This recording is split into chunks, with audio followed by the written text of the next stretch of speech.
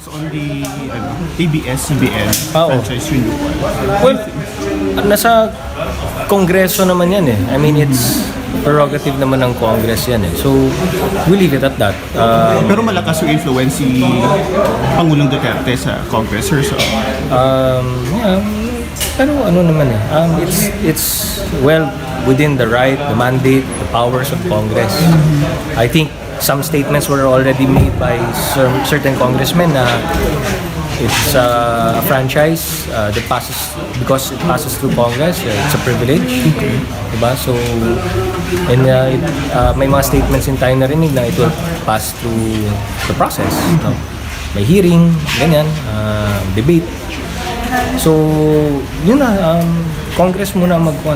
pero sa ikaw, sir, personal, ano mo, sir? Me? Will it be granted? Will it be... I don't know. I can't really.